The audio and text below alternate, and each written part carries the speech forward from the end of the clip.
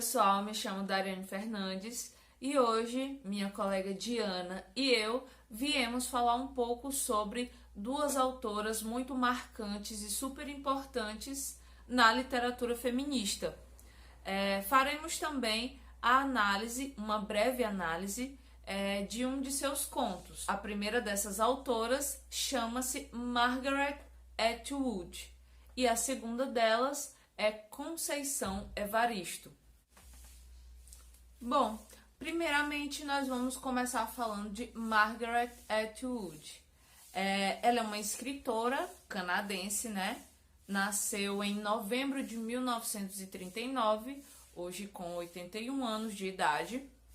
Em novembro desse ano ela fará 82. É poetisa, é romancista, ensaísta, contista, crítica literária reconhecida no mundo todo e que recebeu vários prêmios muito importantes.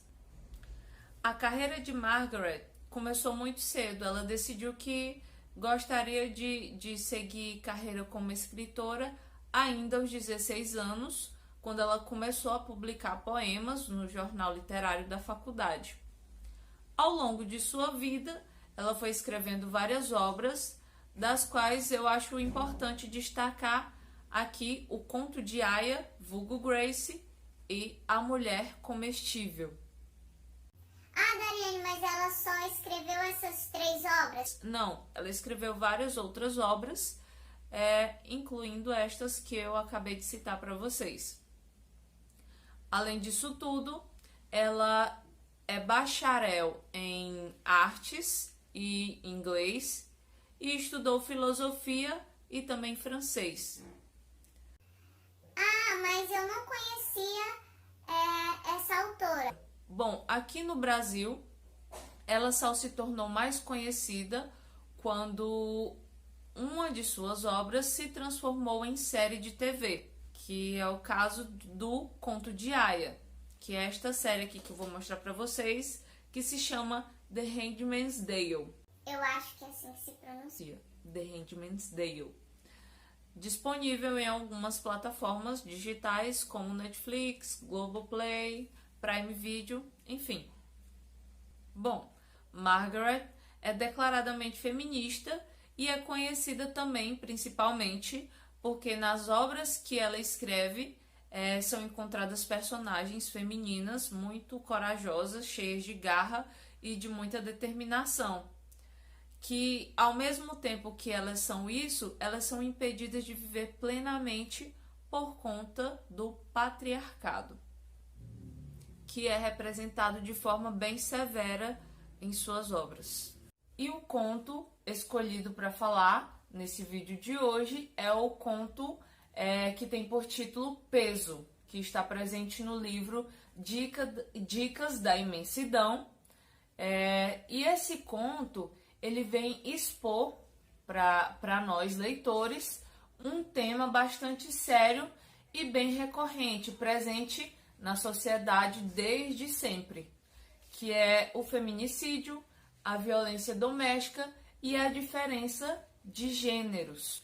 Bom, e a autora, que a gente acabou de falar sobre ela, utiliza uma maneira bem singular e bem esperta de nos contar o enredo desse conto, porque ela vai revelando a história aos poucos, relatos que vão oscilar entre passado e presente.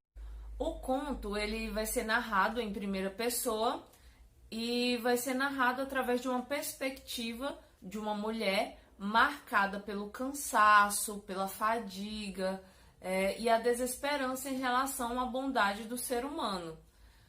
E logo nas primeiras frases do conto, ela deixa isso bem claro quando ela diz assim: estou ganhando peso, não estou ficando maior, apenas mais pesada. O peso que sinto está na energia que consumo para me locomover. É uma densidade nas células, como se eu bebesse metais pesados. Nada que se possa medir, embora existam as pequenas protuberâncias de carne habituais que precisam ser tornadas mais firmes, mais musculosas, mais trabalhadas com a malhação. Trabalhada. Tudo está se tornando trabalhoso demais. E o começo do conto é isso. A história ela vai começar com a narradora pensando exatamente o que eu acabei de falar. E enquanto ela vai pensando, ela está num almoço com um homem chamado Charles, um rapaz muito rico, e que ela pretende tirar algum dinheiro. Mas ela pretende tirar esse dinheiro dele não porque ela necessite desse dinheiro, mas porque ela tem o objetivo de manter um abrigo para mulheres que sofreram violência doméstica. E aí a gente só vai entender por que ela está fazendo isso no decorrer do conto. Porque, como eu falei anteriormente, a história ela vai oscilar entre passado e presente. Enquanto ela almoça com esse rapaz chamado Charles, ela está pensando, tentando adivinhar o que o homem vai fazer em seguida. E ao mesmo tempo que ela fica tentando adivinhar o que o homem vai fazer em seguida, a história se passa toda na mente dela. A começar por uma piada que esse rapaz Charles foi contar sobre advogado, né? Ele fez uma pequena piada e aí ela se perguntou, e aí, Molly é o nome da amiga dela, e ela pensa assim, Molly acharia engraçada essa piada? Bom, certamente sim, ela fala mais ou menos isso. E aí em seguida a história começa a se passar na mente dela de como ela conheceu essa amiga, os planos que elas tinham para o futuro, o que elas imaginavam que seriam no futuro. E além de tudo isso, mostra também como Molly mostra sinais de que ela está sendo maltratada pelo marido, que logo em seguida acaba com a vida dela com um tira-pregos. Ela é brutalmente assassinada com um tira-pregos. Quando Molly morreu, a personagem se sentiu na obrigação, no dever de honrar a memória da amiga. Fazendo o quê? Fazendo o que a amiga dela fazia quando era viva. Ela defendia mulheres vítimas dos maridos que não tinham condições de pagar pelo serviço de advocacia, pelos serviços jurídicos, no caso. Bom, e quando a sua amiga Molly morreu, a personagem ela se sentiu no dever, na obrigação de honrar a memória da amiga dela, dando de alguma forma continuidade no seu trabalho. E foi aí que ela fundou um abrigo para mulheres que sofreram violência doméstica e colocou o nome de Molly's Place, que é o nome em homenagem à sua amiga, que foi brutalmente assassinada pelo marido. E o peso do trecho que eu havia dito anteriormente, ele fala exatamente sobre isso, sobre o peso que a personagem leva na vida dela, que é resultado da perda da amiga. Bom, e mesmo acreditando na importância da causa que ela defendia, ela não consegue esconder a desesperança em relação à transformação da humanidade, e em especial dos homens, que não vão conseguir, que ela entende que nunca vão conseguir entender o valor da urgência da luta contra a violência contra a mulher e ao feminicídio.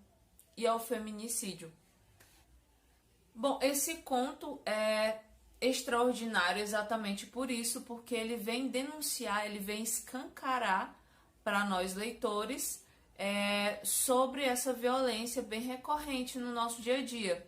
E além de expor temas como violência e feminicídio, ele expõe também a questão da desigualdade de gênero no âmbito profissional.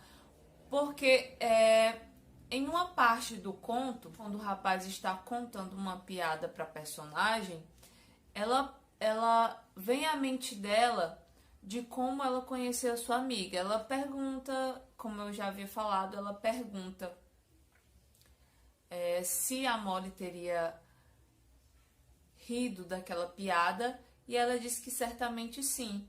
E aí ela cita um trecho bem interessante que diz o seguinte: quando estudávamos na faculdade de Direito, nos esforçando como loucas porque sabíamos que precisávamos ser 2 vezes melhores do que os homens para afinal ganharmos menos do que eles ganham.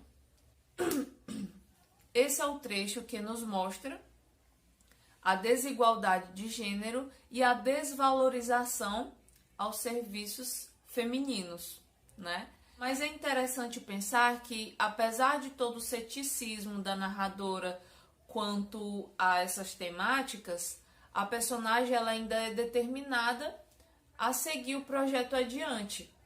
Apesar da desesperança, da fadiga, do peso que ela carrega, ela ainda segue o projeto. Bom, agora a gente vai continuar com a nossa colega Diana, que vai falar um pouco sobre Conceição Evaristo e um de seus contos. Olá, gente!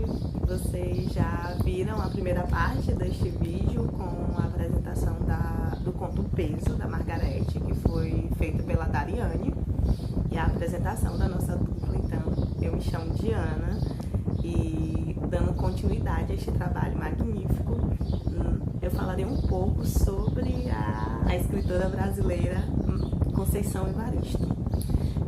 A Conceição Evaristo, ela é realmente admirável. A trajetória dela é muito admirável. Ela vem de uma família muito grande. Ela teve 8 irmãos. E ela nasceu em 1946 em Belo Horizonte, mas depois ela foi para o Rio de Janeiro. Então ela viveu nas comunidades do Rio de Janeiro, em uma situação como nós conhecemos, das comunidades de um modo geral, com falta de saneamento básico, de segurança, em que as políticas públicas são muito ausentes atualmente, imagine há alguns anos atrás. Então, existe uma entrevista, uma autobiografia, na verdade, feita pela Conceição Evaristo para o site, para o portal da literatura afro-brasileira, Literafro. Eu vou deixar o link aqui embaixo que vocês podem conferir a biografia dela e a autobiografia, em que ela conta um pouco sobre a história dela. E ela conta que nesta trajetória em que ela teve, ela lembra muito da presença da mãe, ela não lembra tanto do pai, que a figura paterna em que ela teve na vida dela foi o padrasto. Então, ele é que representou essa figura. A mãe dela era lavadora de roupa, a tia dela, com quem ela foi morar posteriormente, também era lavadora de roupa, e o padrasto e o tio pedreiros. Então, ela vem de uma origem humilde.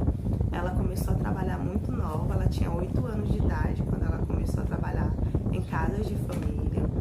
Ela conta um pouco sobre como foram os estudos delas, que desde aquela época já havia uma separação, em que os bairros mais pobres, as escolas eram mais precarizadas, e os outros bairros, em que vivia a maior parte da população branca, eles possuíam um ensino melhor.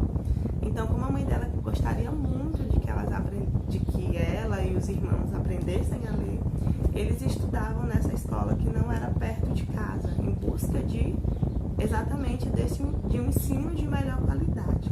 E ela conta um pouco que mesmo nessas escolas, ainda que no Brasil nós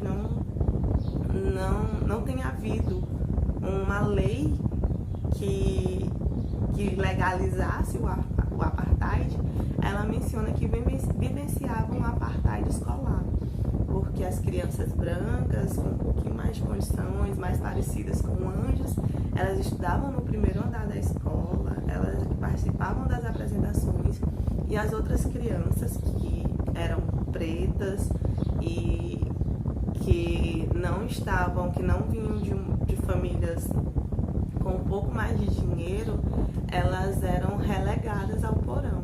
Então ela faz até essa comparação, que os negros continuavam sendo destinados ao porão, sejam aos porões dos navios negreiros, sejam aos porões, né, a parte de baixo da escola em que ela estudava. E toda a vivência dela tem muitos esses momentos em que você percebe que as crianças, que as mulheres, que as crianças negras, né, os homens negros, eles vivenciam um racismo desde muito cedo, ainda que não haja ainda uma racionalização do que estou sofrendo racismo.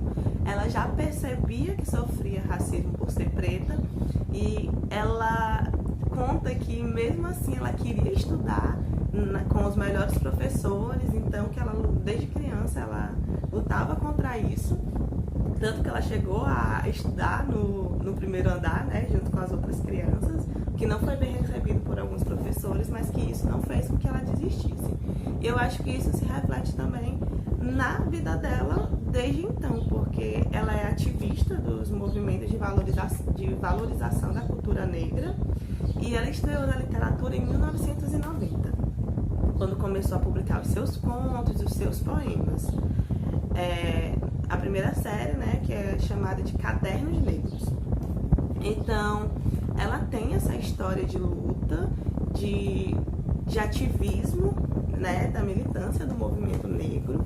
E tem uma parte da história que ela conta que eu acho muito interessante, que é quando ela fala que a mãe dela, que houve ali na década de 60, a publicação do livro Quarto de Despejo, escrito pela Carolina de Jesus, que é também uma mulher que veio de uma comunidade, uma mulher negra que veio de uma comunidade, e o quanto aquilo foi importante para a representação, para a aproximação da literatura com as pessoas que normalmente, né, socialmente, eram excluídas dessa parte de literária, porque foi uma mulher negra que veio de uma vivência de uma comunidade e que conseguiu publicar um livro, e ela conta que a mãe dela lia esses livros e isso fez com que a mãe dela, começasse a escrever o seu próprio diário, e que até hoje a Conceição Evaristo ela guarda esse diário porque ela acha que para mostrar como a representatividade importa.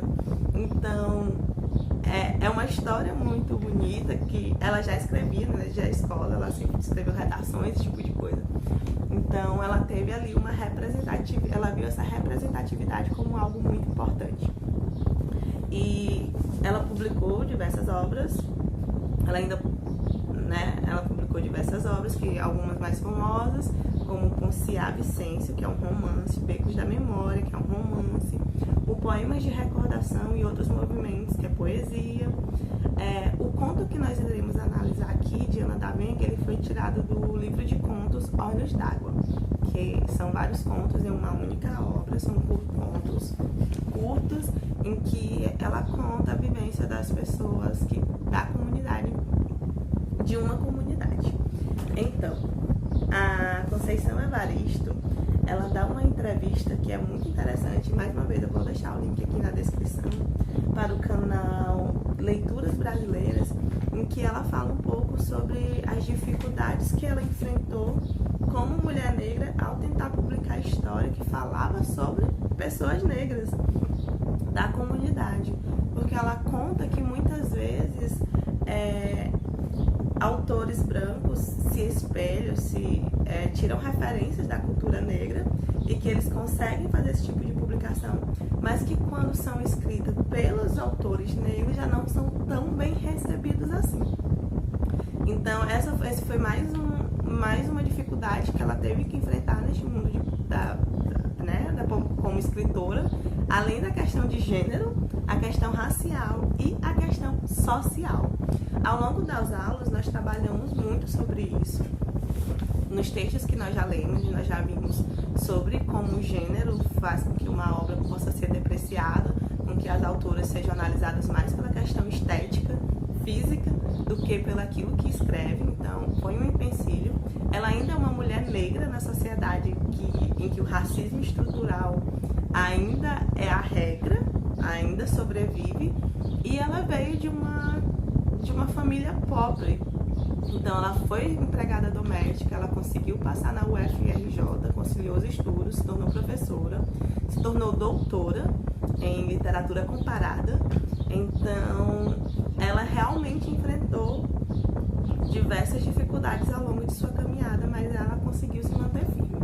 A Conceição Evaristo, nessa entrevista que ela dá para o canal Leituras Brasileiras, ela fala um pouco que não gostaria que a biografia dela se sobressaísse aquilo que ela escrevia. Ela entende que é importante, mas que ela gostaria muito que a obra dela fosse mais valorizada, que houvesse mais perguntas. Então, respeitando o desejo dessa mulher incrível, vamos parar aqui um pouco de falar sobre a biografia dela, que é maravilhosa, que mostra essa história de superação, que é de vitória mesmo, não romantizando todos os problemas que ela participou. E vamos falar um pouco sobre o conto Ana da Venga.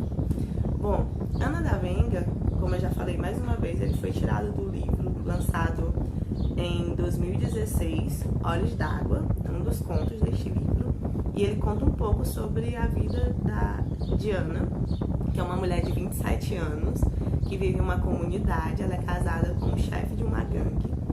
E bem no início do texto, todo o conto ele passa assim por uma angústia. Ela está angustiada porque os companheiros voltam de um assalto, de alguma coisa que eles foram fazer, mas o marido dela não chega, então só os companheiros dele. E mesmo que os batuques, né, as batidas que eles usam, os sinais que eles utilizam para se comunicar, acabem afirmando que está tudo bem, ela não consegue vê-lo, ele não está ali. Então ela fica muito preocupada porque ela sabe que algo pode ter acontecido com ele. Então todos os homens estão ali e as mulheres destes homens estão ali ocupando um espaço, e ela se expressa da seguinte forma: de repente, naquele minúsculo espaço coube o mundo.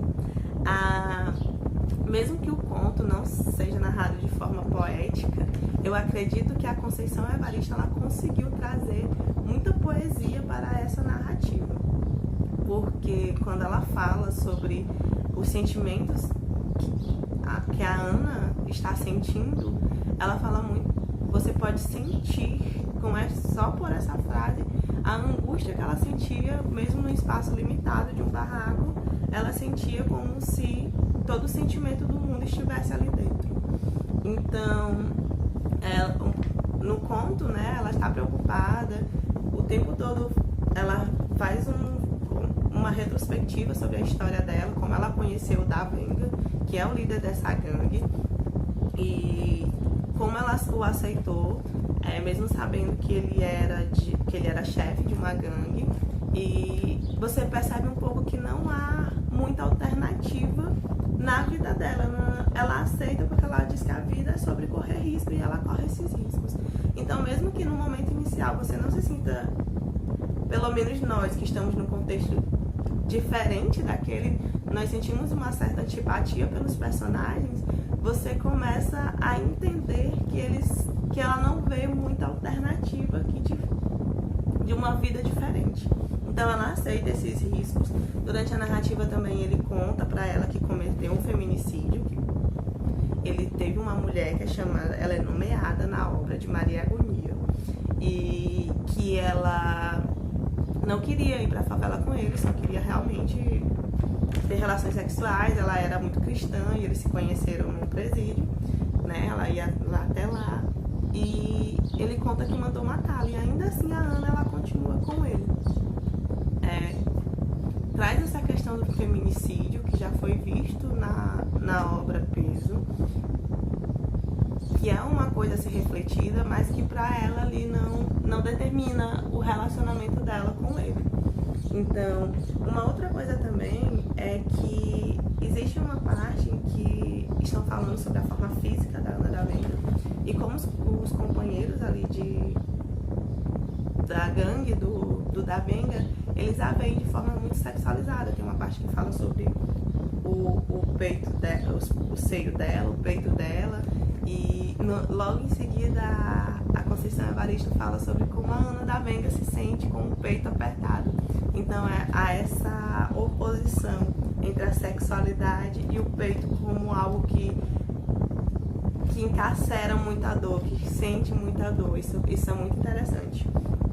Então, a Ana ela está grávida também, e ao pensar no futuro do filho, ela não consegue refletir por muito tempo, porque ela não vê uma vida diferente para ele. Quando ela começa, ela meio que sabe que o filho dela vai seguir os mesmos passos do pai, porque é a realidade que ele vive, e naquele mundo que eles estão parece não haver outra alternativa senão aquela. O conto termina quando o Dabenga aparece e a Ana, ela nunca teve, e ela começa a ouvir tambores, né, que pode representando ali o samba, uma festa, e quando ele aparece ela fica muito surpresa porque ela lembra que é o aniversário dela e ela nunca teve uma festa. Corriqueiramente é muito comum que as pessoas tenham festa de aniversário, então é um pouco chocante vivenciar, ver uma história de uma mulher que nunca teve uma festa de aniversário, tanto que não sabia que aquilo era uma comemoração para ela. Então, é uma história difícil de ser lida, porque você percebe ali a vivência de uma comunidade, de pessoas que estão envolvidas com o tráfico, não que todo mundo na comunidade esteja envolvido, mas nós sabemos que quando você vive na comunidade, ela fala assim, numa parte do conto, tudo estava em paz na medida do possível, porque nós sabemos que falta acesso a saneamento básico, tem brigas entre traficantes, tem batidas de policiais, cada dia ali realmente não é uma situação fácil. Então, todo o texto passa essa angústia, é a vivência dessa mulher, né, neste contexto. E a Conceição Evaristo fala em uma entrevista que é muito difícil para você perceber esses pequenos momentos de poesia diante dessa situação que é tão grave. Então, ela como escritora, ela falou que não escreve nada rápido ou fácil, porque são pequenos momentos neste turbilhão. E só finalizando aqui, eu gostaria de deixar que nós, como professores, que nós possamos propagar mais essas obras escritas por mulheres. A escrita da Conceição Evaristo é perfeita, a forma como ela encadeia as ideias. O tema é muito difícil de ser lido, mas a escrita, a narrativa é muito simples, é muito fácil de ser lida. E é realmente uma saída da bolha, sair da nossa vivência. Então, nós leiamos mais mulheres, que nós compartilhemos esse conhecimento para a construção da valorização das escritoras femininas e feministas. Até a próxima!